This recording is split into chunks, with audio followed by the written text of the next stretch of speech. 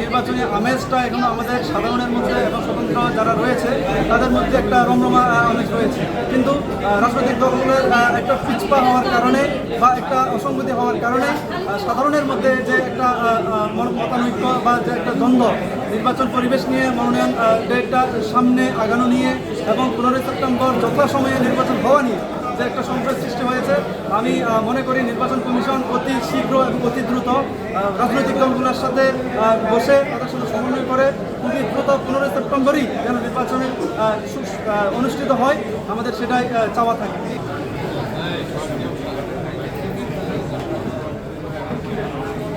নির্বাচনী পরিবেশের নির্বাচনী পরিবেশের বিষয়টা আপনিও এখানে উপস্থিত আছেন, তো এখানে আসছে সবাই স্বতঃস্ফূর্তভাবে, তবে একটা বড় অংশ এখনও যে রাজনৈতিক সমর্থিত যে ছাত্র সংগঠনগুলো আছে সেগুলো তারা এখনও উপস্থিতি দেখিনি, হয়তো আশা করছি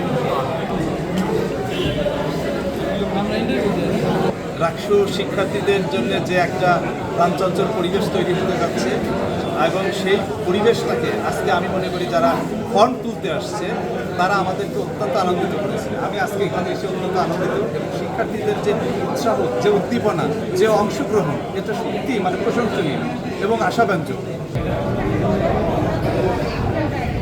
যারা আমি মূলত অ্যাসিস্ট্যান্ট ওয়েলফেয়ার পদে আর কি সোশ্যাল ওয়েলফেয়ার পদে দাঁড়ানোর জন্য আসলে প্রত্যাশী মনোনয়ন করার জন্য আসছি। নির্বাচনের পরিস্থিতি নিয়ে বলতে যদি একটু চাই, আমার কেন যদি মনে হচ্ছে যে প্রশাসনের দিক থেকে বেশ ঘাটতি আছে, কোনো ধরনের সেমিনার, কোনো ধরনের লিফলেট, কোনো ধরনের প্রচারণা নাই। রাকসুটা আসলে মনে হচ্ছে যে একটা হয়তো বা কোনো ক্লাবের নির্বাচন বা একটা ওয়ার্ড নির্বাচন যেটা প্রতিনিয়ত হয় এবং সবাই অভ্যস্ত, এরকম আর কি মনে হচ্ছে। শিক্ষার্থীদের ভিতরে যে একটা আমেজ তৈরির জন্য প্রশাসনের পক্ষ থেকে একটা উদ্যোগ নেওয়া প্রয়োজন, প্রশাসন সেটা নিচ্ছে না, এখানে একটা ঘাটতি মনে হচ্ছে। তবে সাধারণ শিক্ষার্থী এবং বিভিন্ন প্যানেল আমি যেটা দেখছি যতখানি আর কি পর্যবেক্ষণ করেছি, বেশ উৎসবমুখর একটা পরিবেশ তৈরি হওয়ার অভিপ্রায় চলছে।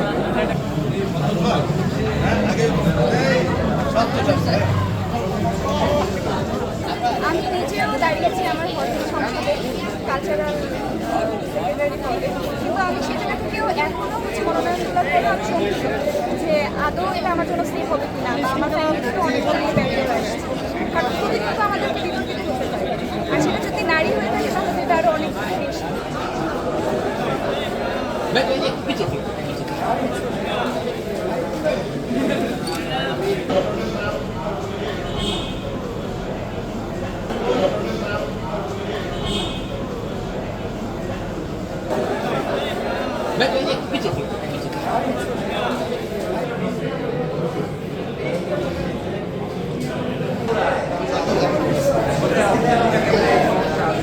আমি যে আসি না মরে গেছে, আমি বল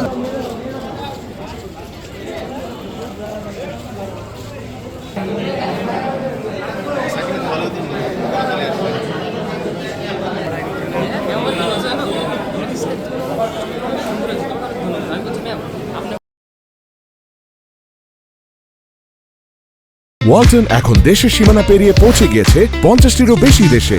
ওয়ালটন, ঘরে ঘরে বিশ্বজুড়ে।